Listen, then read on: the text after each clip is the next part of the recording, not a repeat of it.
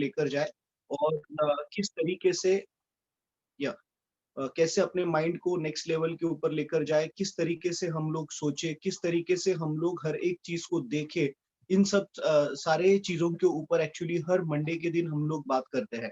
तो आज क्योंकि आज मंडे है तो मैं आप सभी लोगों का स्वागत करता हूँ हमारे इस सेशन में जिसका नाम है change your mind change your life. Friends, आज का ये जो सेशन है ये थोड़ा सा स्पेशल होने वाला है। ये कुछ ऐसी चीजों के बारे में होने वाला है जो शायद यूजुअली हमें कोई नहीं सिखाता, राइट? शायद हम कोई कंपनीज के अंदर जहां पर काम करते हैं या कहीं पर जहां पर हमारा बिजनेस होता है वहां पर या हमारे पर्सनल लाइफ के अंदर इस चीज का बहुत ज्यादा महत्व है, मगर अनफॉर्चुनेटली ये हमें गिरकर ही सीखना पड़ता है, वैसा वाला सिनेरियो होता है। मगर यहाँ पर आज आप देखोगे कि आज आपको कई सारी चीजें उस एस्पेक्ट के बारे में सीखने मिलने वाले हैं। फ्रेंड्स, कुछ गेस कर सकते हो क्या सीखने मिलने वाला है? लेट्स सी, जरा चैट विंडो में जाकर डालिएगा कि आज आपको ऐसा क्या सीखने मिल सकता है। लेट्स सी आप कितने एक्साइटेड हो। I really want to understand, क्योंकि मैंने बड़ी मेहनत करी है कुछ प्रेजेंटेशन बनाने के लिए। यूजुअली मैं प्रेजेंटेशंस नहीं बनाता, मगर इस बार के जो आज का जो ये जो सेशन है इसके अंदर प्रेजेंटेशन करना बड़ा जरूरी हो गया था, बिकॉज उसके सिवाय आप कोरिलेट नहीं कर पाओगे कि एग्जैक्टली मैं क्या बोलना चाहता हूँ, राइट? सो लेट्स अंडरस्टैंड जो कोचेस है या जो बाकी के हमारे सीनियर लोग हैं उनको क्या लगता है। ओके, पर्सनालिटी पर्सनालिटी, ठीक है, positive attitude, nine, okay, great, अच्छा गेस है। Increase self confidence, okay, Shauri बोलती है इंक्रीज सेल्फ कॉन्फिडेंस, जाणून घ्यायला आवडेल, वेरी गुड। मनी मैनेजमेंट, नहीं, मनी मैनेजमेंट के गुरु और एक है हमारे पास में, वो कभी लेंगे मनी मैनेजमेंट से रिलेटेड का topic. Okay, happiness, Mohan Subhedar म्हणतात हॅपीनेस, नाही, मोटिवेशन। चलो, I I was damn sure कि ये आप में से किसी को गेस करने के लिए थोड़ा चैलेंजिंग रहेगा, बिकॉज जैसे मैंने बताया कि ये यूजुअली कोई भी लोग हमारे लिए बात नहीं करते। ये यूजुअली हमें कोई भी नहीं सिखाता कि बॉडी लैंग्वेज को कैसे रीड किया जाता है। तो फ्रेंड्स, आज हम लोग बात करने वाले हैं एक हर एक व्यक्ति जो हमारे जीवन में आता है, चाहे वो हमारे फ्रेंड्स हो, चाहे वो हमारे रिलेटिव्स हो, चाहे वो हमारे ऑफिस कलीग्स हो, बॉस हो, या हमारे साथ में काम करने वाले हमारे हो सकता है आपका कोई बिजनेस है तो शायद आपके एम्प्लॉइज हो, या हो सकता है आपके कोवर्कर्स टीममेट्स हो, कोई ना कोई हर एक व्यक्ति जो होता है, वो हर एक व्यक्ति जो है फ्रेंड्स, आपको और मुझे सामने वाले की जो बॉडी लैंग्वेज है ये समझना बहुत ही ज्यादा जरूरी है। और बॉडी लैंग्वेज बिना किसी भी तरीके से पिक्चराइजेशन के समझाना सिखाना पॉसिबल नहीं है। और इसीलिए आज का हमारा ये जो सेशन है इसमें हम थोड़ा सा प्रेजेंटेशन भी करेंगे, बीच में थोड़ी सी बात भी करेंगे। मगर आपको क्या करना है, आपको बड़ा एक्टिव रहना है चैट विंडो में, और ध्यान देना है कि पता चला कि अदरवाइज मैटर कुछ और चल रहा है और आप कुछ और बता रहे हो, उतना भी लेट मत रिस्पॉन्ड करना। और आप में से कई सारे लोग हैं जो फोन पे लगे हुए होंगे, या जो अभी व्हाट डू यू से अपना वीडियो कैमरा जो है वो ऑफ करके बैठे होंगे। तो मेरी रिक्वेस्ट है आप ऐसे मत करिएगा, आपको भी बहुत ज्यादा इंपॉर्टेंट रहेगा ये जो सेशन है। Okay, so great, let's get started.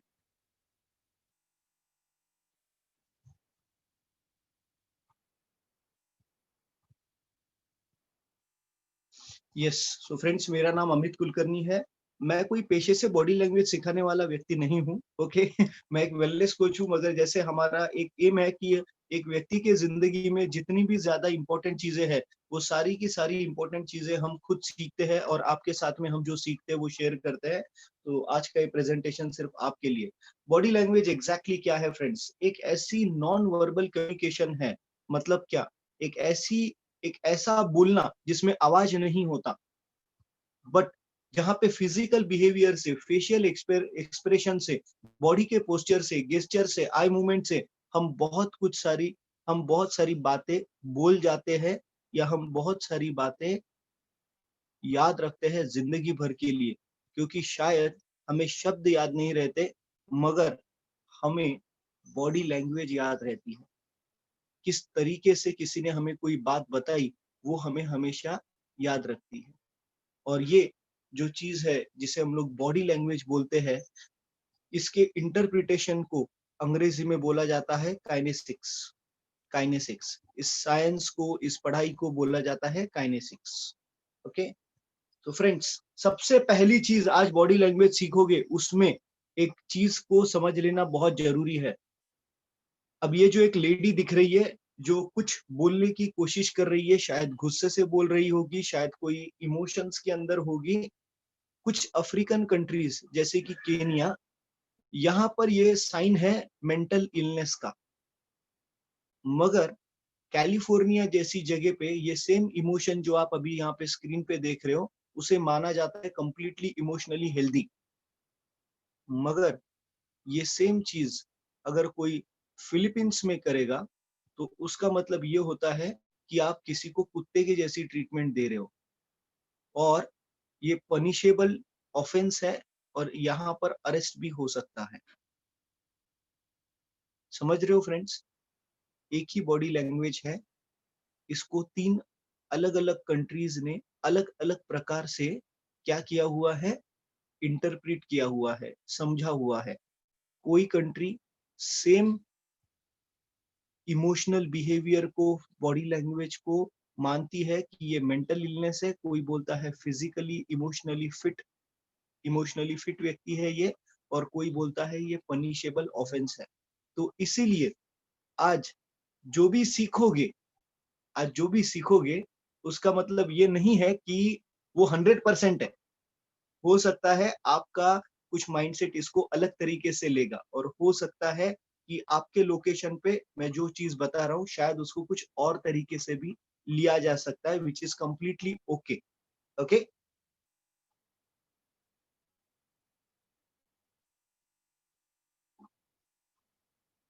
Yes. So non verbal clues को कब एक्चुअली ज्यादा हम लोग ध्यान देते हैं, अगर आप देखोगे, तो जब वर्बल और नॉन वर्बल क्यूज कॉन्ट्राडिक्ट करते हैं। मतलब अगर मैं कुछ बोल रहा हूं और मेरी बॉडी लैंग्वेज उसके सपोर्ट में काम नहीं कर रही है, तो ऐसे कंडीशन में ज्यादा से ज्यादा लोग मेरे बॉडी लैंग्वेज के ऊपर ही विश्वास रखेंगे, ना कि मेरे शब्दों के ऊपर।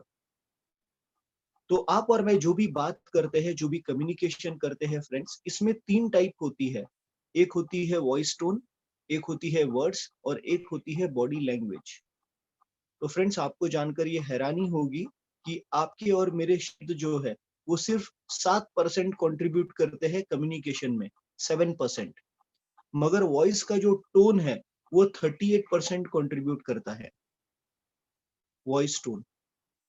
आप में से कई सारे लोग हैं जो एकदम कड़क टोन में बात करते हैं। आप में से कई सारे लोग हैं जो शायद एकदम सॉफ्ट टोन में बात करते हैं। आप में से कई सारे लोग हैं जो सिर्फ सिंगल टोन में बात करते हैं, जिनको वॉइस मॉड्यूलेशंस नहीं आता। तो आपको ये समझना होगा, आप आपके कम्युनिकेशन का 38% हिस्सा मोनोटोनस कर रहे हो, या उसको उसके अंदर भी कुछ वेराइटी रख रहे हो। वॉइस टोन एक बहुत इंपॉर्टेंट पैरामीटर आता है कम्युनिकेशन का। और उसी के साथ में बॉडी लैंग्वेज 55% कंट्रीब्यूट करती है फ्रेंड्स, हमारे कम्युनिकेशन के अंदर। सो बॉडी लैंग्वेज और वॉइस टोन को अगर मिला दिया जाए फ्रेंड्स, तो 93% कम्युनिकेशन कंप्लीट यहीं पर होता है, बॉडी लैंग्वेज और वॉइस टोन की वजह से।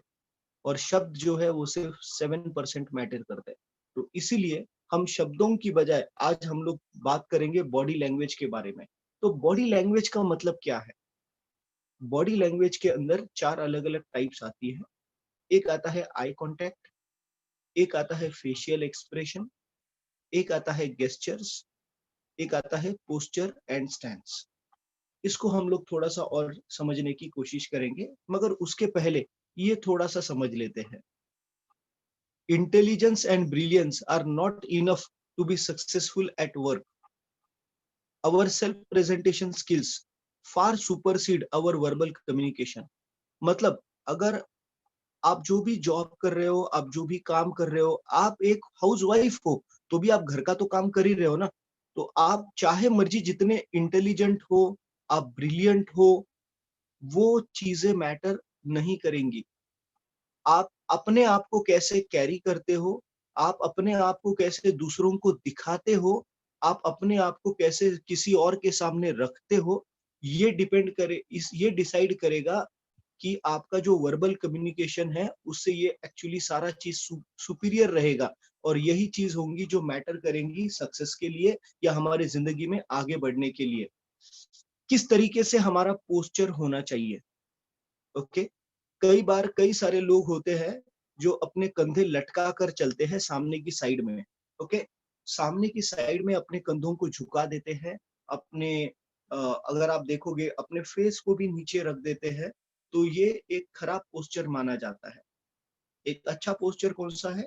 जिसमें बंदा इरेक्ट है, अपने शोल्डर्स को ब्रॉडली लेकर वो पीछे की साइड में लेकर खड़ा है और स्ट्रेट खड़ा है। ये जस्ट एक छोटा-सा स्लाइड है आपको पोस्चर से रिलेटेड। पोस्चर्स हमें बहुत सारी चीज़ें बताते हैं, जो हम और आगे थोड़ा-सा देखेंगे इसमें, ओके? यस। सो आप बॉडी लैंग्वेज को पढ़ना अभी थोड़ा-सा शुरू कर सकते हो फ्रेंड्स। लेफ्ट हैंड साइड में जो लड़की है, वहाँ पे आप फेशियल एक्सप्रेशन देखिएगा, ओके? स्पीच तो अभी वो बात नहीं करेगी। सो ओवरऑल जब वो बात करेगी, तो आप देखिएगा कि पोस्चर किस तरीके से रहेगा। तो अगर ये पोस्चर रहेगा, तो शायद एक पॉजिटिव पोस्चर के तौर पे आप मान मान सकते हो इसे, या एक ओपन पोस्चर के तौर पे मान सकते हो। और ये सामने वाले व्यक्ति को आप दूसरे जो कोर्ट के अंदर भाई साहब हैं, उनको आप देखिएगा, आई टू आई कॉन्टैक्ट देखिएगा, टोनिंग आप किसी की ध्यान में रखिएगा, आर्म्स की तरफ आप ध्यान दीजिएगा और लेग्स की तरफ भी आप ध्यान दीजिएगा। अब आर्म्स के बारे में थोड़ा-सा बात करते हैं कि अगर हमारे यहाँ आर्म्स क्रॉस्ड है, तो हम क्या बता रहे हैं? हम एक डिफेंसिव पोज़ीशन में जा रहे हैं। हम अपने आप को प्रोटेक्ट करने की बात सोच रहे हैं माइंड में। तो सामने वाला जो कुछ भी बोल रहा है, वो हम हमारे माइंड में जाने नहीं देना चाहते, और हमने अपने दिमाग की खिड़की को बंद कर रखा है। तो मान लीजिए आप और मैं शायद किसी के साथ में बात कर रहे हैं, और उस व्यक्ति ने अपने हैंड्स को ऐसे फोल्ड कर दिया है, और हम लगे रहे, हम बोल रहे हैं, बात कर ही रहे हैं उसके साथ में कंटिन्यूअसली। हम ये जानने की कोशिश ही नहीं कर रहे कि वो सामने वाला व्यक्ति क्या सोच रहा है। हम वन साइडेड बात कर रहे हैं। तो चांसेस ये है कि वो सामने वाला व्यक्ति सुनकर भी आपका कुछ भी नहीं सुन रहा है, क्योंकि उसके हैंड का पोस्चर क्या है? बंद है। उसने अपने आप को आपसे थोड़ा-सा अलग कर दिया है। तो ये एक डिफेंसिव भी है। तो कई बार ऐसे होगा, देखो आप देखो कि आपने, मान लो आपके घर में कोई छोटा-सा बच्चा है, आप उसको कुछ डाँट रहे हो या कुछ बोल रहे हो, और उसने हाथ की घड़ी पहन ली। तो इसका मतलब क्या हो गया फ्रेंड्स? इसका मतलब हो गया वो बोल रहा है आपको, मैं आपसे दूर हूँ, शट डाउन हूँ। आपको जो मर्ज़ी बोलना है बोलो, मेरे तक कुछ नहीं पहुँच रहा। और यही आप देखोगे कि कुछ ऐसे लोग होते हैं जो हमेशा आपको उनके हाथों के ज़रिए आपको तैयार दिखेंगे। उनके हैंड्स जो है वो हिप्स के ऊपर रहेंगे। वो हमेशा अपने ज़िंदगी के कंट्रोल में रहना चाहेंगे, और साइमल्टेनियसली ये एक साइन है बहुत ही एग्रेसिवनेस की, ओके? एग्रेसिवनेस। तो अब आप ध्यान देना थोड़ा-सा कि आप जब भी बात करते हो किसी के साथ में, तो आप कौन-से पोस्चर में रहते हो, ये दोनों टाइप में से? राइट? ज़्यादा से ज़्यादा बार आप क कैसे रहते हो? अब ये जो एक पोस्चर है friends, posture, so insecure posture है लेफ्ट हैंड साइड में जो लेडी खड़ी है, आप देख सकते हो उसके हाथ जो है, हाथ पीछे की साइड मुड़े हुए हैं। उसके कमर से ऊपर का जो पोर्शन है, आप देख सकते हो कि वो इरेक्ट नहीं है, सीधे नहीं है, और नीचे पैर वाला भी पोर्शन अगर आप देखोगे, तो पैर वाला पोर्शन भी थोड़ा-सा ढीला रखा है। तो इसका मतलब क्या है कि वो उसे कुछ न कुछ चीज़ से शायद इनसिक्योरिटी है। उससे शायद कहीं न कहीं उसका कॉन्फिडेंस लेवल जो है वो थोड़ा-सा कमज़ोर है। और यही अगर आप एक कॉन्फिडेंट व्यक्ति का पोस्चर देखते हो, तो उसके हाथ जो है वो आप देख सकते हो अंदर की तरफ मुड़े हुए हैं, स्ट्रेट है, पीठ से भी वो लड़की पूरी तरीके से या लड़का पूरी तरीके से इरेक्ट रहेगा, पैर भी उसके एकदम स्ट्रेट रहेंगे। तो ये एक कॉन्फिडेंट पोस्चर है। इसको छोड़कर अगर आप ये साइड वाली पिक्चर देखते हो कि ये जो 2 लेडीज़ हैं, आप देखो, मान लो ये पीछे वाली लेडी सामने वाली लेडी के साथ में बात कर रही है, मगर ये कहाँ पर देख रही है? क्या ये उसकी तरफ देख रही है? एब्सोल्युटली नहीं। तो इसका मतलब शायद फ्रेंड्स कहीं पर ये है कि ये लड़की उसकी बात सुनने में उतनी दिलचस्पी नहीं ले रही है। ये उससे दूर निकल जाना चाहती है। और वो सामने वाली लेडी जिसने अपने पैरों को क्रॉस किया हुआ है, आप देखिएगा शायद वो भी जो बात करने वाली है, वो बात अपने दिल से नहीं करने वाली, बिकॉज उसने उसके पैर के पोस्चर को क्या किया हुआ है, बंद कर दिया हुआ है, तो वो एक ओपन पोस्चर नहीं है। तो दो क्लोज्ड लोग अगर एक दूसरे के साथ में मिलेंगे, तो हमेशा आप याद रखिएगा कि कुछ भी वहां पे पॉजिटिव नहीं निकलेगा। दो क्लोज लोग अगर एक दूसरे के साथ में मिलेंगे तो। अब एक क्लोज पोस्चर क्या होता है, आप ये लेफ्ट हैंड साइड में देख सकते हो। अगर कोई व्यक्ति कुर्सी के ऊपर बैठा हुआ है और उसने अपने पैरों को एड़ी मारकर अपोजिट साइड में डाल दिया हुआ है, तो इसका मतलब है वो व्यक्ति आपका फ्रेंड होने के लिए रेडी नहीं है। वो अंदर से एंशियस भी हो सकता है, वो अंदर से अस्वस्थ भी हो सकता है। और यही अगर कोई व्यक्ति अपने पैरों को फैला के बैठा हुआ है, और इसे आप थोड़ा-सा समझ सकते हो कि शायद ये व्यक्ति ज़्यादा फ्रेंडली है, शायद ओपन है, इसकी विलिंगनेस है, ये आपके साथ में जो भी आप कन्वर्सेशन करोगे, उसके अंदर एंगेज रहेगा। तो फ्रेंड्स, एक छोटी-सी बात आप और मैं करके किसी सामने वाले व्यक्ति को एक्चुअली हम लोग अ, अगर वो हमारे दिल के करीब की व्यक्ति है, तो उसके पोस्चर्स को हम लोग सुधार सकते हैं। एग्जाम्पल के तौर पे मान लो आपके घर में आप आपके हस्बैंड के साथ बात करते हो, आप आपकी वाइफ के साथ बात करते हो या अपने बच्चों के साथ बात करते हो, तो क्या है, अगर आपने देखा कि उनके पैरों के ये क्रॉस्ड है और आप उनके साथ में बात कर रहे हो, तो वहीं पर रुक जाइए और उनको बोलिए कि जो कॉन्वर्सेशन हो रहा है इसको और अच्छे तरीके से आगे लेके जाने के लिए आप आपके पैरों का जो ये है वो ओपन कर दीजिए। ओके, अगर हैंड्स फोल्डेड होंगे तो उसको आप ओपन कर दीजिए, क्योंकि ये नहीं होंगे तो सामने वाले के दिमाग में कुछ नहीं जाएगा। सो फ्रेंड्स, पोस्चर के बारे में हम लोग क्यों इतना बात कर रहे हैं? बिकॉज पोस्चर जो है ये सक्सेस लाने के लिए बहुत जरूरी है जिंदगी में। आप देख सकते हो यहाँ पर राइट हैंड साइड में 4 अलग अलग पोस्चर्स दिखाए गए हैं, मगर सक्सेसफुल होने वाला जो पोस्चर है वो आप देखोगे कि लेफ्ट हैंड साइड में जो दो बंदे दिखाए हुए हैं, ओके, वो सक्सेस के लिए पूरी तरीके से रेडी है। एक बंदा जो जेब में हाथ डाल के एक्चुअली खड़ा है, वो भी, और जो दूसरा उसके बाजू में बंदा है वो भी, ये दोनों भी सक्सेस के लिए रेडी है। जो चेयर के ऊपर बैठकर हाथ पीछे करके है, उसको तो अल्टीमेटली सेटिस्फेक्शन भी आ चुका है कि उसने कोई ना कोई चीज को पा लिया है, right? So friends, facial expression, can face speak? जवाब है ऑफ कोर्स यस। क्योंकि आपके और मेरे आईब्रोज, आपकी और मेरी आंखें, आपके और मेरे लिप्स, ये एक तरीके का बॉडी लैंग्वेज क्रिएट करती है जो हमें खुशी, गम, गुस्सा, डर, इंटरेस्ट है, नहीं है, मजा आ रहा है, नहीं आ रहा है, दुख हो रहा है, ये ऐसी कई सारी चीजें हमारे फेशियल एक्सप्रेशंस हमें बताते हैं। तो थोड़ा सा समझ लेते हैं कि न्यूट्रल पहले क्या होता है वो भी समझ लेते हैं। आप देख सकते हो इस व्यक्ति को, जो न्यूट्रल है वो बस आई टू आई कांटेक्ट करके रखे है और उसके चेहरे के ऊपर का कोई भी मसल जो है वो हिला नहीं है। It is as it is, ना उसके लिप्स हिले हुए हैं ना उसकी आंखें हिली हुई है। ओके, सो अगर आप देखते हो तो हैप्पीनेस कैसे होता है, सरप्राइज कैसे होता है, फियर कैसे होता है, यू नो, एंगर कैसे है, सैडनेस कैसे है, डिस्गस्ट कैसे है, आप यहाँ पर ये अलग अलग इमोशंस को देख सकते हो।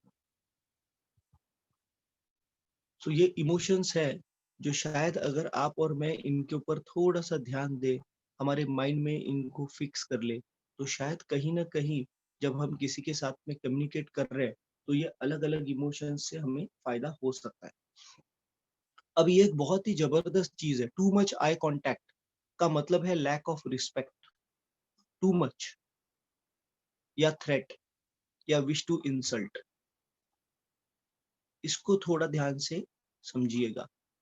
टू मच आई कांटेक्ट, बात करते करते हम किसी की आंखों में देखना इज ग्रेट, बीच बीच में देखते रहना बहुत जबरदस्त है, मगर अगर हम कंटिन्यूअसली किसी को इतना घूरते रहते हैं, तो वो या तो लैक ऑफ रिस्पेक्ट की वजह से हो सकता है, थ्रेट की वजह से भी हो सकता है, और शायद हम किसी को इंसल्ट करना चाहते हैं उसकी वजह से भी हो सकता है।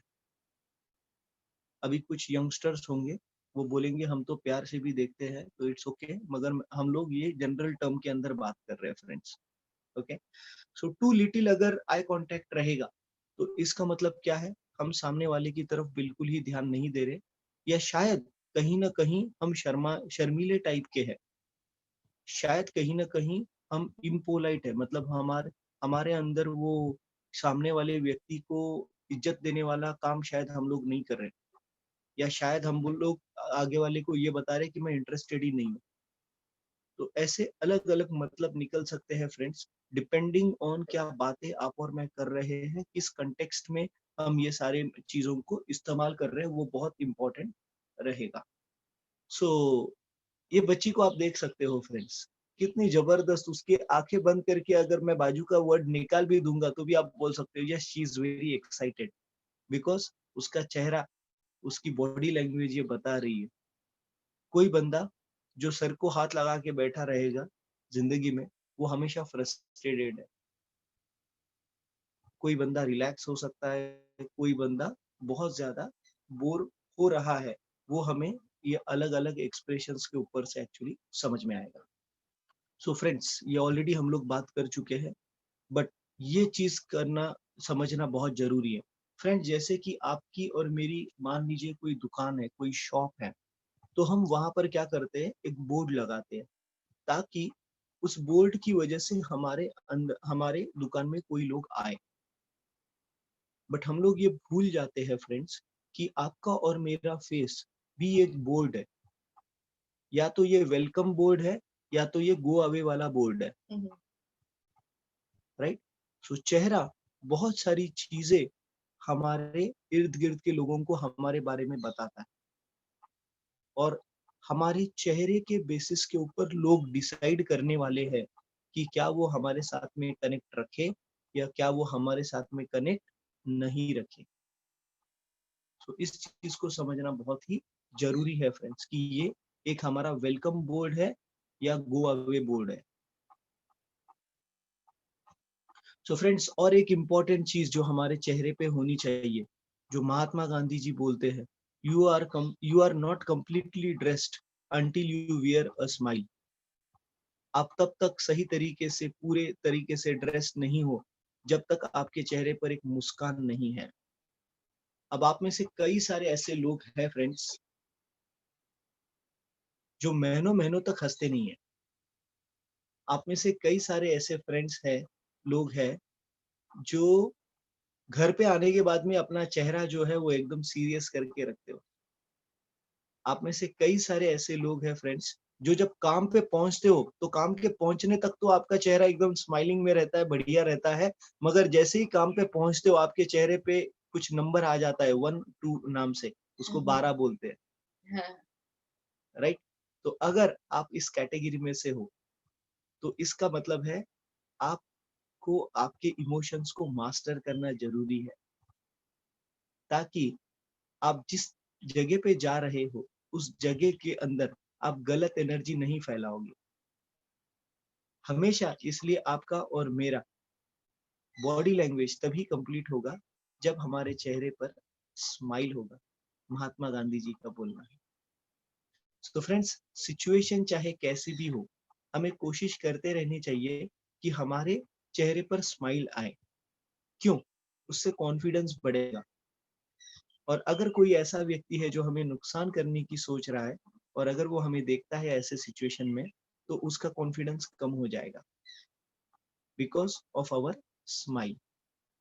सो मेक श्योर करिएगा कि आप हमेशा से ये स्माइल को वेयर कर रहे हो। मैं भी हमेशा ये कोशिश करता हूँ कि मैं हमेशा इस स्माइल को कंटिन्यूअसली वेयर कर रहा हूँ, मगर एक फेक स्माइल को समझने के लिए ज्यादा वक्त नहीं लगता फ्रेंड्स। इसीलिए अगर स्माइल भी आ रही है तो वो अंदर से आने दीजिएगा, अपने आप को अच्छा लगने की वजह से आने दीजिएगा। किसी और को इम्प्रेस करने के लिए अगर स्माइल करेंगे तो थोड़ा सा चॅलेंजिंग हो जाएगा। काय झालं, लक्ष्मण बोईनवाड झोप येते की बोर होतंय? नाही ना? ओके,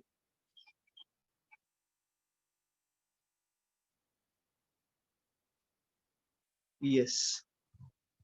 सो फ्रेंड्स, अब एक बात करते हैं।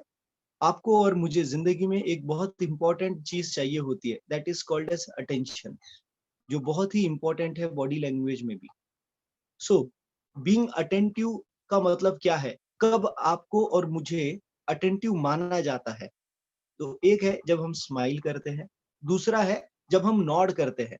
अब आप में से कई सारे लोग गजब के हो, गजब के मतलब अनबिलीवेबल गजब के हो, कि चाहे आपको जितनी मर्जी बात करी जाए, आप कभी अपना सर नहीं हिलाओगे, ऐसे नहीं करोगे। इट्स अनबिलीवेबल कि आप किस तरीके से याद मतलब सुनते हो। इट्स अनबिलीवेबल, बिल्कुल हिलते नहीं हो। It's really unbelievable. तो यहाँ पर शायद कहीं न कहीं हम सामने वाले को सिग्नल दे रहे हैं कि शायद मैं अटेंटिव नहीं हूँ।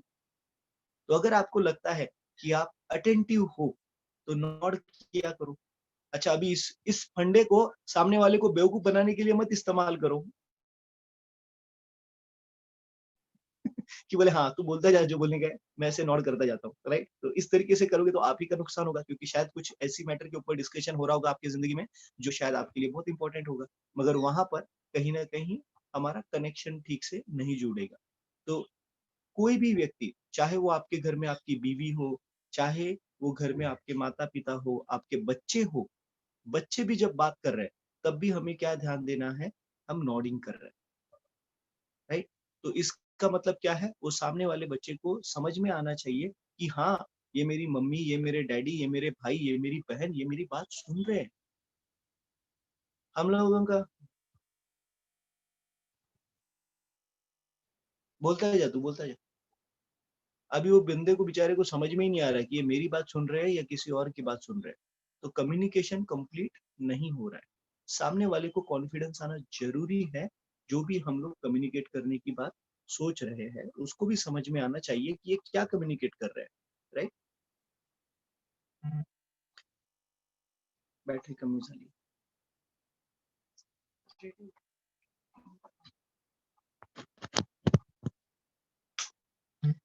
Yes. So nodding of head in affirmation हो गया है।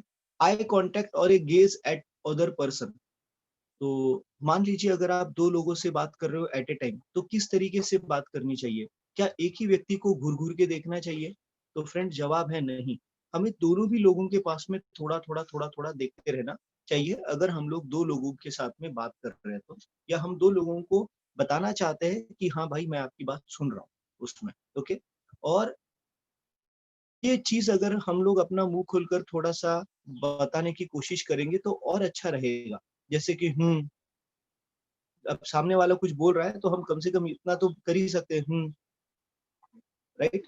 कुछ लोग बोल सकते हैं यस बरोबर है, यू आर राइट, आप सही हो, करेक्ट, यस। बीच-बीच में अगर ऐसे वर्ड्स हम इस्तेमाल करेंगे तो सामने वाले को कॉन्फिडेंस आएगा कि यस, ये व्यक्ति मेरी बात सुन रहा है। अब आप देखोगे ये पैरामीटर्स पे बहुत सारे लोग फेल कर जाते हैं फ्रेंड्स। आप खुद से पूछिएगा कि आप ये पैरामीटर्स पे पास हो रहे हो या फेल हो रहे हो। In case you are interrupted by the third person, asking him to wait until you finish your conversation with the current one. ये एक बहुत इंपॉर्टेंट चीज है। मान लीजिए आप किसी व्यक्ति के साथ में बात कर रहे हो और बीच में कोई तीसरा व्यक्ति आता है और बीच में बात करना शुरू करता है, और तब हम उस व्यक्ति को बोलते हैं 2 मिनट रुक जा भाई, मैं आपसे बात करूंगा। तो उस वक्त आपका फेशियल एक्सप्रेशन क्या होता है, ये बहुत ज्यादा मैटर करता है। कई सारे लोग बड़ा गुस्से में आके उसकी तरफ देखते हैं और वहां पर आपने उस व्यक्ति के साथ की आपकी रिलेशनशिप को पूरी तरीके से खराब कर दिया है। या कई बार ऐसे होता है कि हमारा बॉस बीच में आके बोलता है तो हम हमारी गर्दन नीचे की तरफ डाल देते हैं, ये सोचकर कि काय को आ गया ये, राइट? सो आप जो भी कर रहे हो उसमें, तो आपकी बॉडी लैंग्वेज सामने वाले को बताने वाली है कि आप और मैं क्या सोच रहे हैं।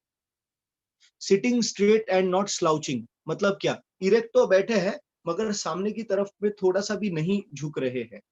ओके, तो इसका मतलब क्या है? शायद हम बोल रहे हैं जो भी है मैं अपनी जगह पे ही सही हूँ। ओके, सम पॉजिटिव सेंटेंसेस जो है ये हमें ध्यान देने जरूरी है, जैसे कि wow, that's a great idea, excellent, बहुत बढ़िया, आप जो भी बोल रहे हो, जो ये कर रहे हो, तो सामने वाले को हम लोग किस तरीके से रेसिप्रोकेट कर रहे हैं वो इम्पोर्टेंट रहेगा। कई बार हम बिना बोले बहुत कुछ बोल जाते हैं। मान लीजिए आप किसी के साथ में बात कर रहे हो और दूसरे किसी व्यक्ति का कॉल आता है और हम फटाक से वो कॉल उठा लेते हैं। तो इसका मतलब हम ये बताने की कोशिश कर रहे हैं, हेलो लीडर्स, आपके लिए मैं बोल रहा हूँ ये, ओके? कि डिस्कनेक्टिंग कॉल्स मतलब क्या? आप किसी के साथ में बात कर रहे हो और बात करते ही आपको ध्यान में आ गया कि किसी और का कॉल आ गया है और आपने क्या किया है, वो कॉल को पिकअप कर लिया है। तो कॉल को पिकअप कर लिया है, तो आप ये बता रहे हो कि जो फ़ोन पे व्यक्ति है या जो फ़ोन पे बंदा बात करने वाला है, वो ज़्यादा इम्पोर्टेंट है कंपेयर्ड टू सामने जो बात कर रहा है। और ये गलती मैंने देखा है, अच्छे-अच्छे लोग हमारी टीम में करते हैं। और अगर ऐसी बात है, तो फिर you really need to work and understand about body language. कई बार ऐसे होता है कि आप सोचिए, आप आपके बीवी के साथ में, आप आपके घर में, आपके मम्मी के साथ में, आपके डैडी के साथ में जब आप बात कर रहे होंगे, आप आपके हस्बैंड के साथ में बात कर रहे होंगे और किसी ने आपको कॉल किया। आप 1 सेकंड के लिए सोचो कि वहाँ पर आपने वो फ़ोन कॉल को डिस्कनेक्ट किया, ओके, उसको उसकी आवाज़ बंद कर दी और सामने वाले की तरफ फिर देखने लगे और सुनने लगे। उसको कितना अच्छा लगता है, बरोबर है, रोहिणी मैडम? बरोबर है ना? राइट? मगर हम लोग क्या करते हैं?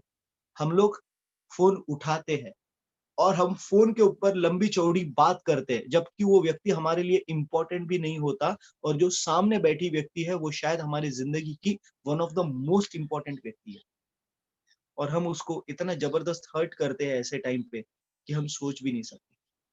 शायद उस व्यक्ति की वजह से हमारा वजूद है, शायद उस व्यक्ति की वजह से हमारा घर सही तरीके से चल रहा है, मगर हम क्या करते हैं? उस व्यक्ति को डिसरिस्पेक्ट देते हैं। तो फ्रेंड्स, अगर ऐसी गलती आप कर रहे हो, तो शायद इट्स टाइम टू चेंज, क्योंकि जब तक माइंड नहीं चेंज होगा, हरकतें चेंज नहीं होंगी, हमारा ज़िंदगी चेंज नहीं होगा, राइट?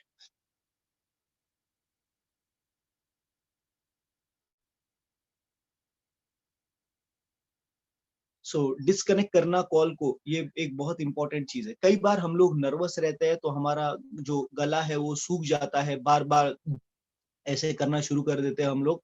तो वो एक बताता है कि हम लोग नर्वस है अंदर से, लो सेल्फ कॉन्फिडेंस रहेगा या loss of control on emotions रहेगा, तो हम नर्वस हो गए हैं, ये हमें समझ में आ जाता है। हमारा जो फोरहेड है, वो अगर नीचे की तरफ जा रहा है, बार-बार नीचे हम लोग लटका रहे हैं उसको, चेहरे को, तो इसका मतलब है हम लोग नर्वस हो सकता है, या हम अपनी उंगलियों को चबा रहे हैं, no eye to eye contact हो रहा है, emotionless staring at other person, किसी की ओर देख तो रहे हैं मगर हमारा कुछ इमोशंस वहां पे रिफ्लेक्ट नहीं हो रहा है, कंटिन्यूअस नॉडिंग इन डिसएग्रीमेंट और डिसअप्रूवल, या head turn down on the ground in disappointment, ये सारे जो है ये नर्वसनेस के कुछ इंडिकेशंस है, जो हम लोग एक्चुअली नर्वस हो रहे हैं।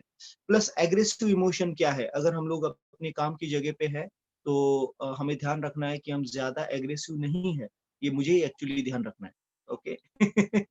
However, if we manage to be the balance at the same time, that can be beneficial as well. एक लीडर को एक्चुअली हमेशा एग्रेसिव रहना पड़ता है, तो चलो मेरे लिए बहुत इंपॉर्टेंट है और मैं ऑलरेडी काफी एग्रेसिव हूँ। So or else his members will start taking to him for granted. However, remember there is a difference between being aggressive and arrogant. ये बहुत ही एक थिन लाइन होती है कि कोई व्यक्ति एग्रेसिव है या कोई व्यक्ति एरोगेंट है। तो यहाँ पर हमें ये एग्जांपल्स है जो थोड़ा सा समझने के लिए हेल्प करेंगे। तो डिस्प्ले इमोशंस इसमें क्या है? Steering eyes. तो हम किस तरीके से देख रहे हैं सामने वाले व्यक्ति को, ये मैटर करेगा। क्या हमारे वॉइस का टोन ऊपर जा चुका है? क्या हमारे वॉइस का टोन नीचे है, मीडियम है, लो है? लो भी डिस्प्ले करेगा कि कहीं ना कहीं हमारा कॉन्फिडेंस लेवल कम है। क्या हम स्ट्रेट बैठकर बात कर रहे हैं या कहीं हम झुककर बात कर रहे हैं, वो भी बहुत मैटर करता है। A percentage of over confident look, कई बार हम लोग देखते हैं एकदम फुल ओवर कॉन्फिडेंस के साथ में, या कई बार हमारे जॉस जब टाइट हो जाते हैं, तो शायद कहीं ना कहीं हमारे माइंड में कुछ और इमोशंस चल रहे हैं। टाइटन जॉस इज बेसिकली ये एक फियर का एक्चुअली इंडिकेशन है।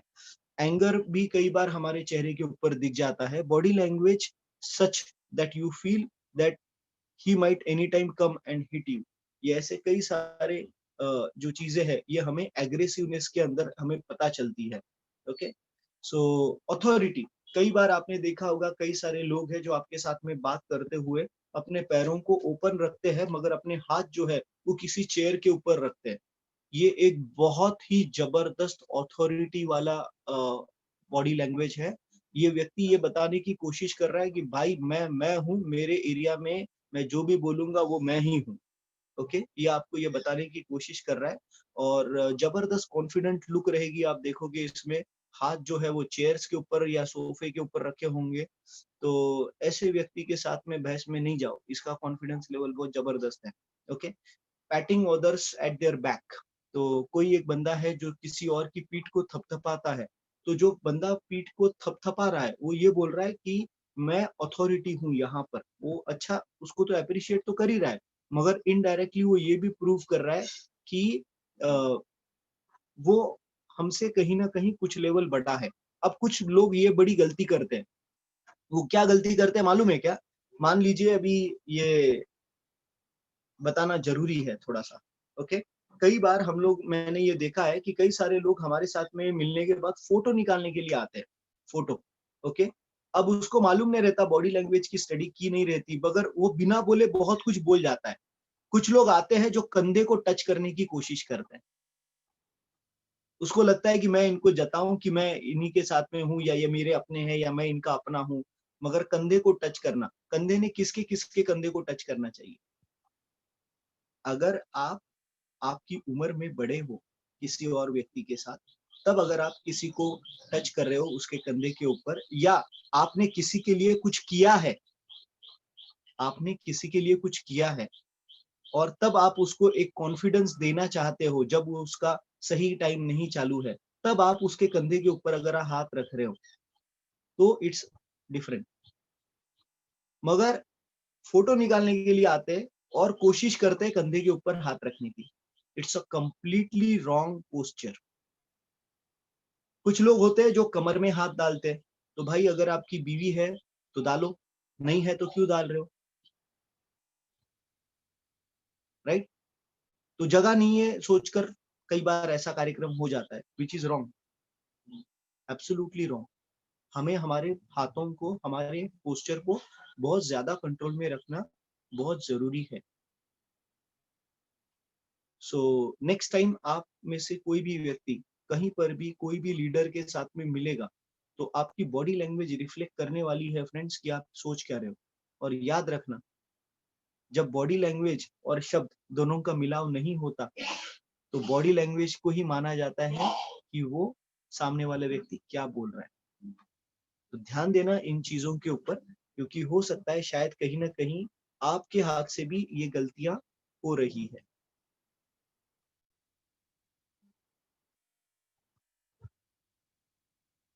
यस,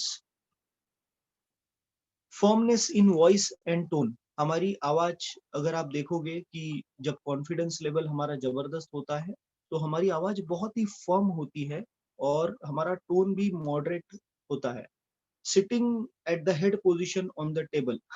आप अगर टेबल पे बैठे हो तो कोई बंदे होते हैं जो बीच में वाली जो चेयर होती है उसको लेने की कोशिश करते हैं। अब कई सारे लोग गलती से ये काम करते हैं। क्या मालूम है क्या?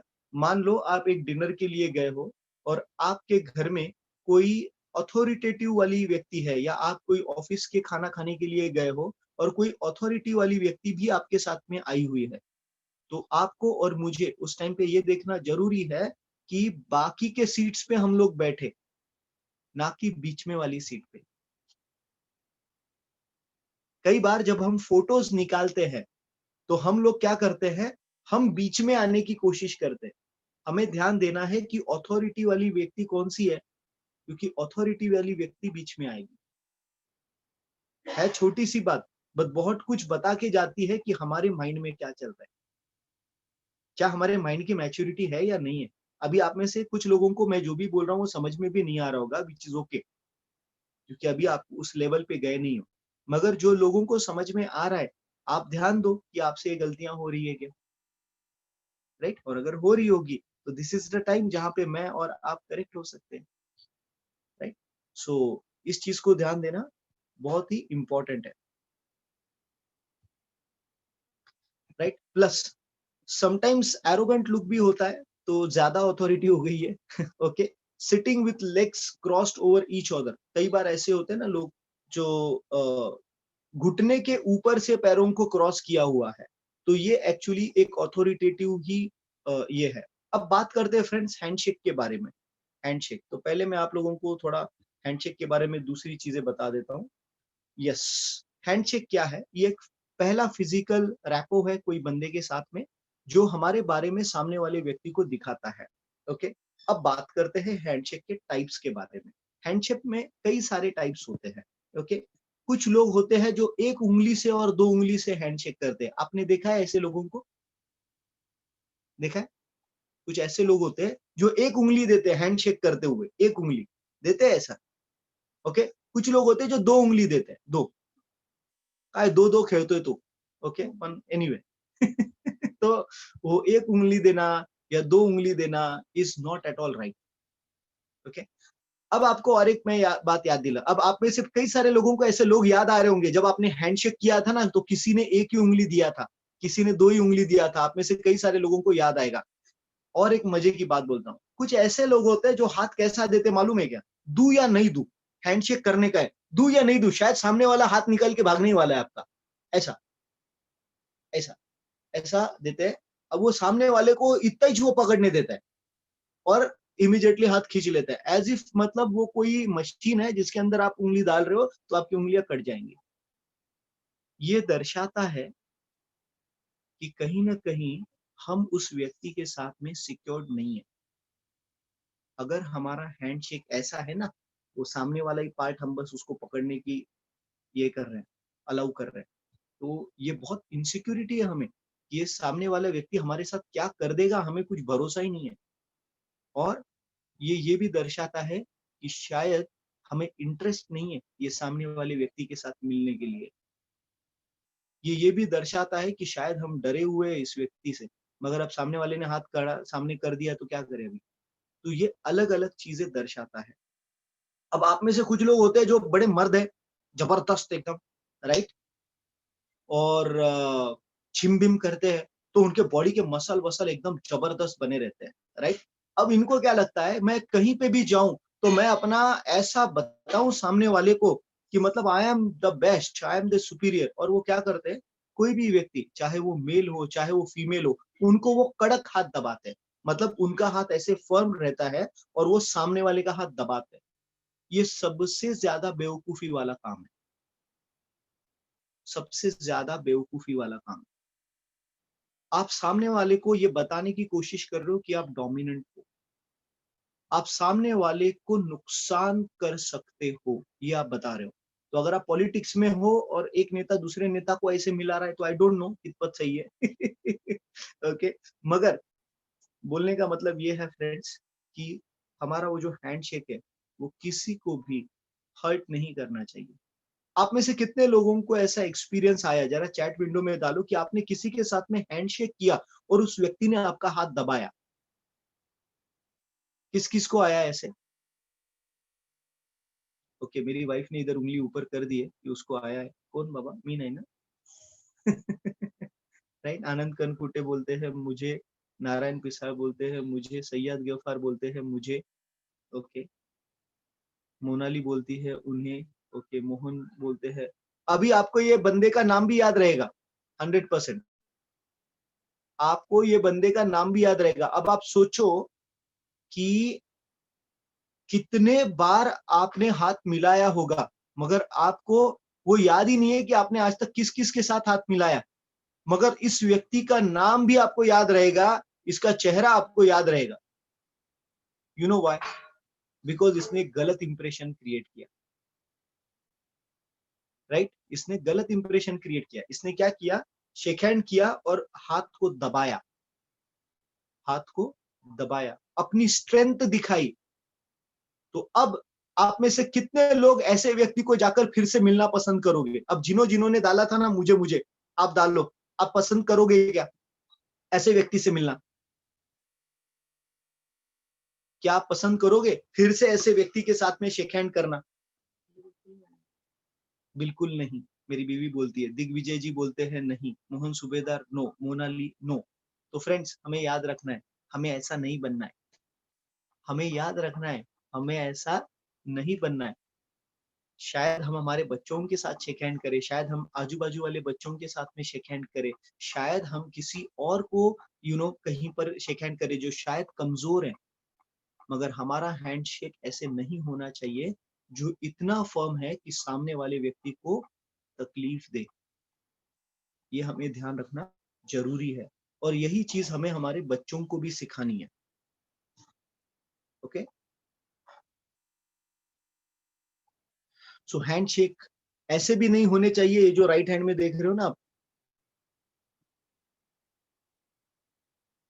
ये ऐसे भी नहीं होने चाहिए। हाँ, ये और एक डबल टाइप का एक हैंडशेक होता है। ओके, ये एक बता देता हूं मैं आपको कि मान लो सामने मैंने आपको हाथ दिया और आपने आपके दोनों हाथों से उस हाथ को पकड़ा। ओके, मैंने आपको एक हाथ दिया और आपने आपके दोनों हाथों से हाथ को पकड़ा मेरे, या मैंने आपके दोनों हाथों को पकड़ा। तो इसका मतलब यह है कि आप जितना, मतलब जिस व्यक्ति ने दोनों हाथ पकड़े हैं वो ये बताने की कोशिश कर रहा है कि भाई आप जितना मांगो मैं उससे ज्यादा दूंगा, आप जितना मांगो मैं उससे ज्यादा दूंगा। ये यूजुअली स्टाइल होती है पॉलिटिशियंस की। आपने देखा रहेगा जब कोई पॉलिटिशियन हैंडशेक करता है तो वो यूजुअली क्या करता है, एक हाथ से हैंडशेक करता है और दूसरे हाथ को उसको टच, दूसरे हाथ को से भी उसको पकड़ता है। तो ये सामने वाले व्यक्ति को एक बताने का तरीका है, इनडायरेक्टली डायरेक्टली बिना शब्दों का इस्तेमाल किए, कि भाई तू मांग जो मांगना है, मैं तेरे को उससे ज्यादा दूंगा। ओके, तो ध्यान देना, अगर आप किसी को डबल हैंडशेक दे रहे हो तो इसका मतलब शायद एक ये भी हो सकता है, आप उसको ये बताने की कोशिश कर रहे हो कि मैं आपके साथ हूं। तो गलत आदमी को गलत जगह पे इंडिकेशन मत दे देना। ओके, तो ध्यान देना इन चीजों के ऊपर थोड़ा सा।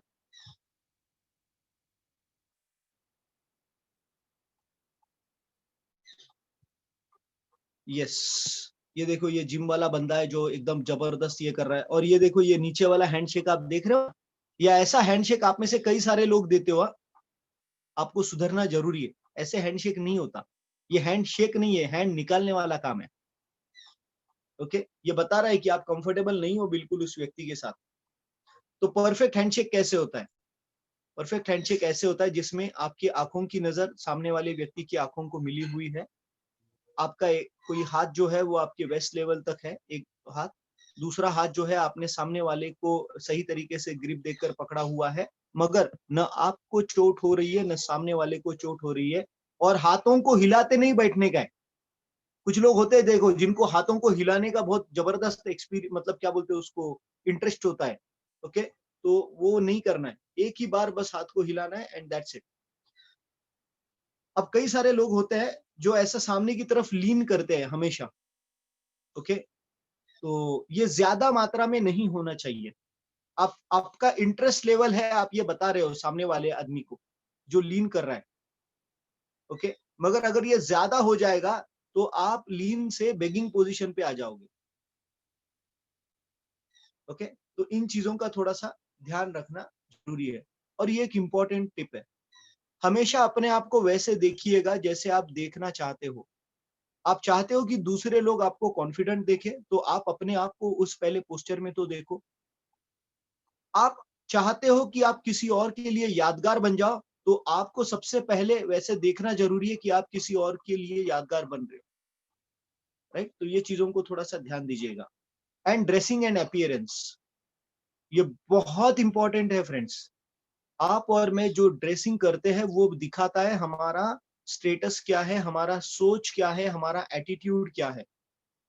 The kind of dress we use and the way in which we groom ourselves shows our status and attitude.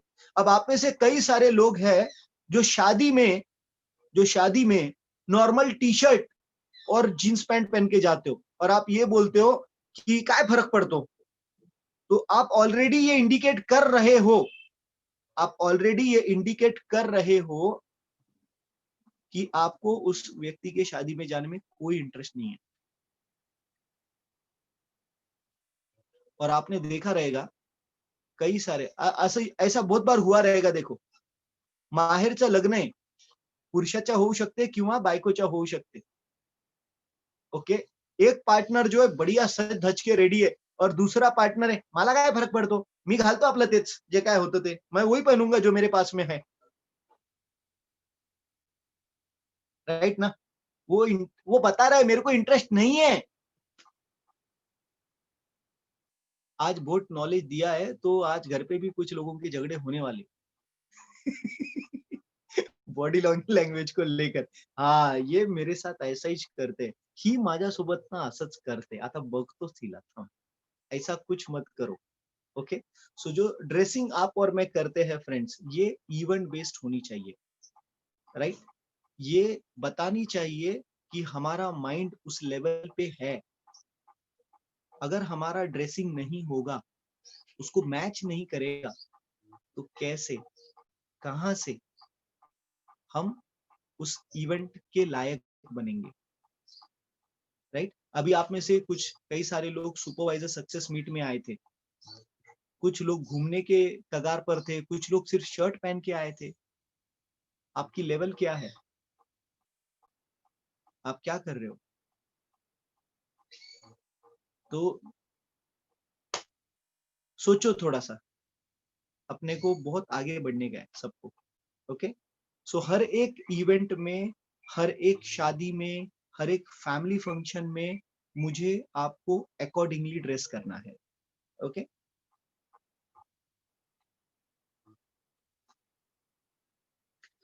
Next, we influence how others look and clothes they wear. We influence how others look and clothes they wear. Physical attractiveness plays an important role in the assessment, in our assessment of people. मतलब क्या? अगर मुझे किसी को अपने नजदीक आने देना है या नहीं आने देना है, इसके ऊपर मैं या आप उनके देखने दिखावे के ऊपर जाते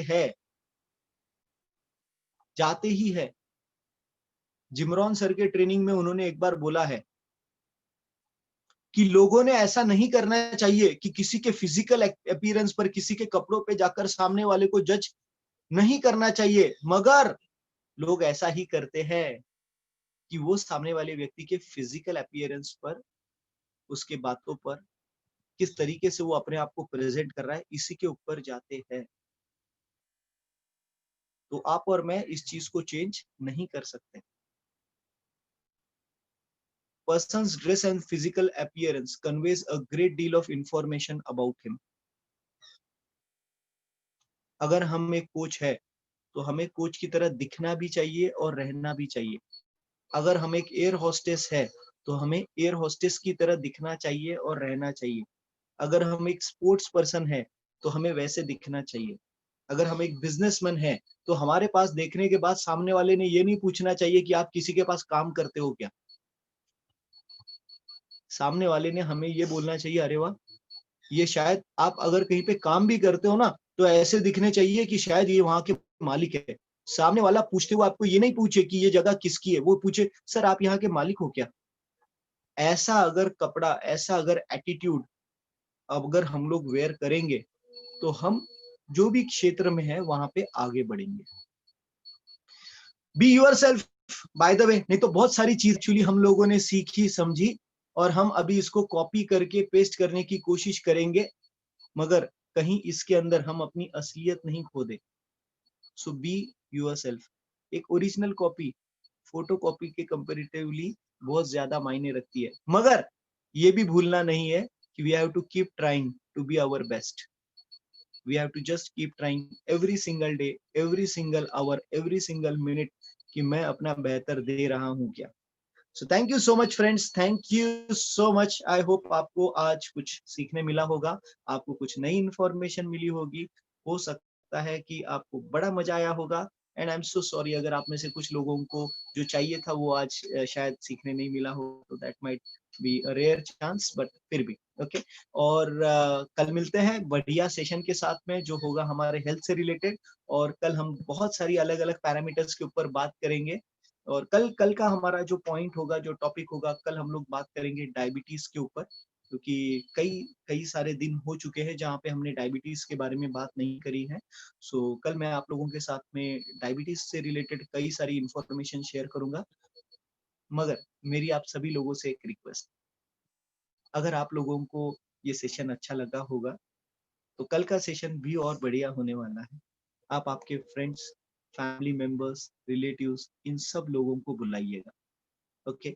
and thank you so much friends, आप में से कई सारे लोगों ने यहाँ पर रिप्लाई दिया हुआ है कि आपको ये सेशन बहुत अच्छा लगा। मुझे भी ये जानकर बहुत अच्छा लगा कि आपको ये सेशन अच्छा लगा। Thank you so much and have a great day. और ये सेशन अगर आपको अच्छा लगा है तो शाम का फिर सेशन मिस नहीं करना, क्योंकि शाम को ये सेम सेशन होगा रिपीट में। तो आप आपके फ्रेंड्स, फॅमिली मेंबर्स, रिलेटिव्स को बोल सकते हो की "अरे तुला माहिती का? आजचा सेशन केवढा भारी होता." अगर आपको ये पसंद आया होगा, तो ज़रूर आप आपके फैमिली मेंबर्स, फ्रेंड्स, रिलेटिव्स के साथ में हमारी शाम की लिंक शेयर करें। मगर साथ में ही आप आपके कोच को भी अपडेट कर दें कि आपने किसको इनवाइट किया हुआ है। सो thank you so much friends, thank you. बहुत-बहुत अच्छा लगा आप सब लोगों के रिस्पॉन्सेस देखकर। थैंक यू, बढ़िया रहिए, खुश रहिएगा। Thank you.